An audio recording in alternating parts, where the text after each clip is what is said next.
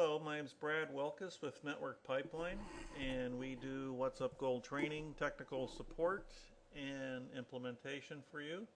And we'd like to go and give you a quick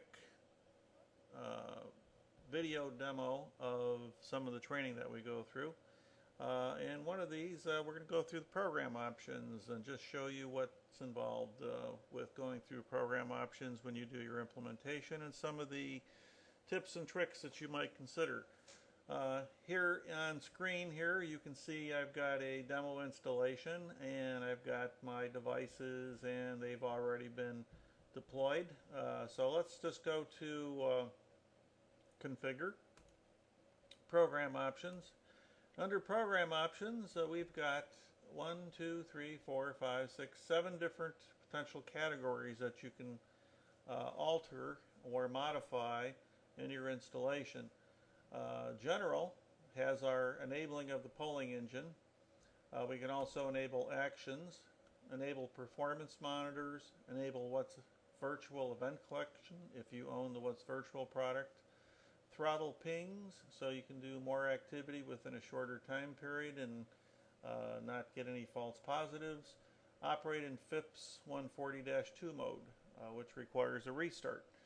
Why would we enable the polling engine? Well, that's your standard setting and that's what you should be doing in a typical operation. When would we uncheck that? We'd uncheck it if we were doing some major changes to our network. Same thing with enable actions.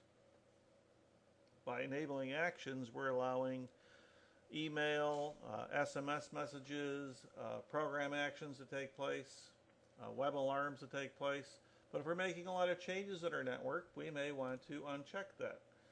Again, this could be during a maintenance period or a scheduled activity that we don't want to alert people unnecessarily because it's an activity that's expected to cause outages.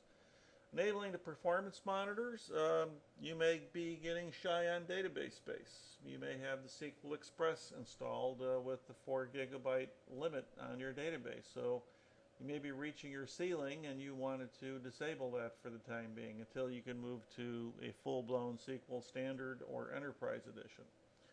Typically this will be on. What's Virtual? Same thing. What's Virtual events can be collected or not collected. Maybe you decided you don't need to collect those, or maybe you want to again conserve on database space. Throttle pings lets us choose how often we want to go out and ping our devices and look at our devices and activity on those devices. The shorter or smaller the number, obviously we can do more in a 1 minute period, and that might be preferable because we have more than maybe 3,000 monitors we want to check in our installation. So that would facilitate avoiding false positives. Operating in FIPS mode is if we were going to do an enhanced encryption. Some of the defense contractors we've worked with have had to use FIPS mode, so this is an advantage of WhatsUp Gold.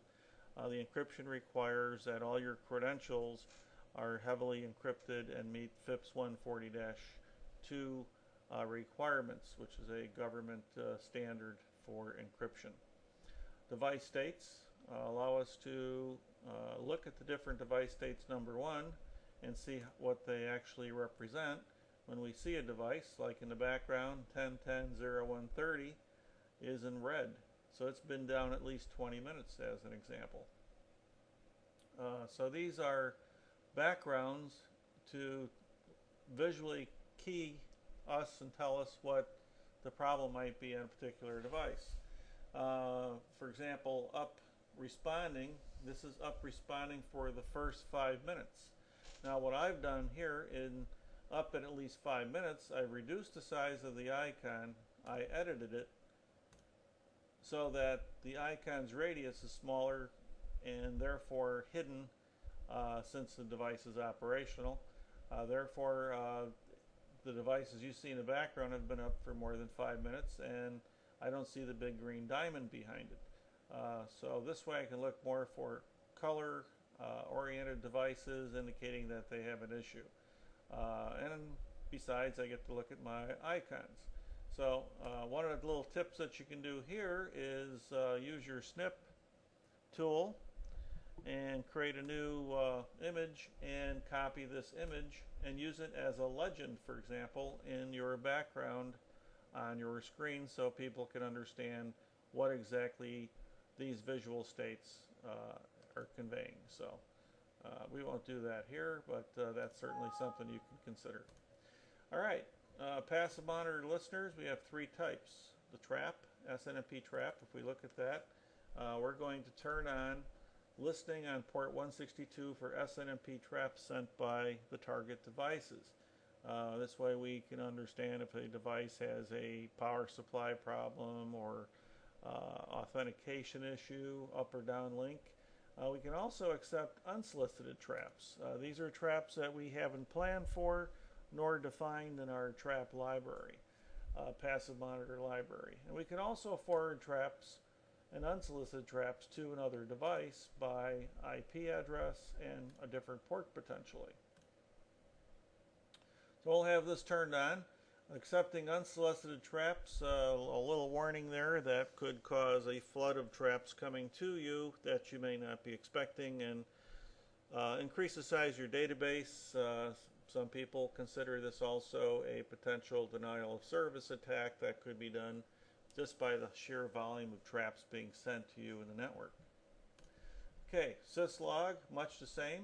We're going to listen on port 514, which is your standard UDP port, just like UDP port 162 with traps. And again, the same thing applies with accepting unsolicited passive monitors. Typically, that would be off.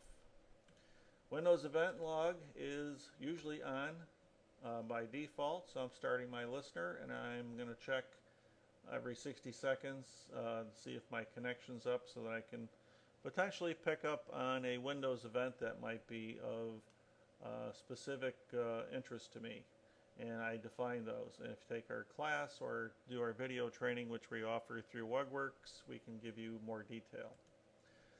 Report data. Report data is giving us the ability to decide how long we want to keep all our information that's collected in the Microsoft SQL database. Typically, it's 365 days. I have mine in a reduced amount just because I don't care to have my database so large. I'm not looking for the trending. This is strictly for demo purposes. So I would advise you to work with your management and understand what are the requirements for you to actually retain data. How much data are you expected to retain, either due to regulatory requirements or simply management expects you to do that. Typically would be 365 days, once again, like I mentioned, and the purpose of that is you can see trends over a 12-month period. Some companies that I've dealt with require longer periods of time. They may keep 2 years worth of data. So that applies to performance, active, and passive monitors. Performance monitors is more trend and statistical. You may want to have 365. Gives you the chance to compare your activity over a course of a year. Active monitors may be sufficient at 30, and same with passive monitors. Passive monitors can be a really large amount of data could be retained by your system unnecessarily. What's configured, if you own the What's Configured product, you can keep your log data for 30 days. That might be acceptable, or maybe you need 60. Same with What's Virtual. The map font is simply the map font that you see in the background. If I want to use a different map font, I can choose all the fonts available. If I really want to make things interesting, I can choose Wingdings. That would really see if anybody's actually looking at the admin console and notice that.